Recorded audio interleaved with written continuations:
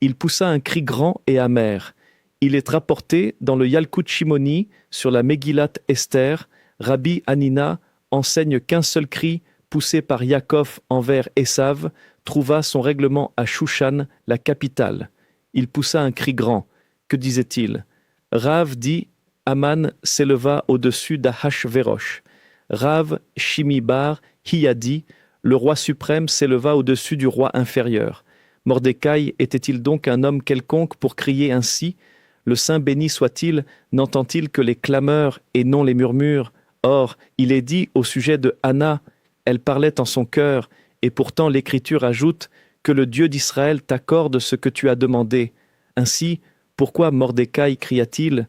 Il s'écriait en disant, mon père Yitzhak, qu'as-tu fait lorsque Esav cria devant toi? Tu as entendu sa voix et tu l'as béni. Et voici que nous sommes livrés à l'épée et vendus pour être exterminés. C'est pourquoi il est dit, il poussa un cri. Dans les paroles du Yalkut Shimoni se trouve un fondement immense qu'il nous incombe d'affiner en nos âmes afin de savoir comment nous conduire dans notre vie personnelle, comment percevoir et comprendre le cours des événements, tant pour notre génération que pour les générations à venir, et saisir la manière dont le Saint béni soit-il dirige le monde. Nos sages ont relié le décret d'Aman visant à détruire et exterminer tous les Juifs au cri d'Esav lorsque Yaakov lui prit les bénédictions. Nous touchons ici à un principe fondamental de l'existence, la conduite de l'homme, ses décisions, leurs conséquences immédiates, futures et même générationnelles. À l'époque de Mordecai et Esther, le peuple d'Israël se trouvait face à l'un des périls les plus redoutables de son histoire, un décret d'anéantissement total. D'où provenait-il? Du cri d'Esav. Une question puissante s'impose. Yaakov agit pourtant de manière juste et appropriée, suivant le conseil de sa mère Rivka. La présence divine était avec lui. Finalement, même Yitzhak reconnut la validité des bénédictions, qui revenaient de droit à Yaakov, puisqu'il avait acquis le droit d'aînesse. Pourquoi donc ce cri et ces larmes demeurèrent-ils suspendus à travers les générations jusqu'à l'époque de Mordecai et Esther? Pour répondre, il faut pénétrer la racine des larmes. Nos maîtres ont enseigné de multiples approches concernant la nature et la source des larmes. La Torah possède 70 facettes, comme un marteau qui fait éclater le roc. Suivons ici l'enseignement de notre maître, le Harizal. Il existe la connaissance, Da'at, les yeux et le cœur. Lorsqu'une chose descend de l'intellect vers le cœur et que le cœur ne peut contenir l'intensité de cette lumière, qu'elle provienne de la sainteté, de la douleur, de la joie ou de la profondeur d'un concept, l'énergie qui ne peut être intégrée s'échappe sous forme de larmes.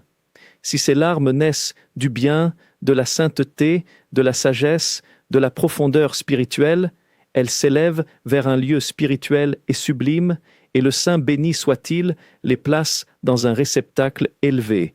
C'est le sens du verset « Place mes larmes dans ton outre », un récipient spirituel qui recueille les larmes élevées.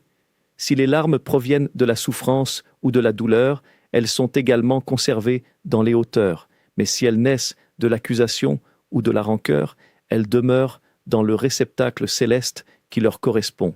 Chaque acte accompli par l'homme, et même l'empreinte laissée par un acte, fût-il exempte de fautes réelles, crée une trace dans les mondes supérieurs. Une bonne action, une action sainte, laisse une empreinte bénéfique. À l'inverse, que des yeux nous en préservent, une trace négative peut également s'inscrire. Et même si le temps passe, l'empreinte demeure. Elle peut subsister des générations durant, même si aucun péché formel n'a été commis, mais qu'une douleur ou une souffrance a été infligée. Lorsque cette empreinte se réveille, pour le bien ou Dieu nous en garde pour le mal, le Satan peut y trouver prise. S'il existe un élément rappelant l'acte initial, la racine ancienne se réveille. Si l'empreinte est positive, elle suscite miséricorde et délivrance. Si elle est négative, elle ouvre la porte à l'adversité. Ainsi, Yosef le juste fut vendu par ses frères en Égypte.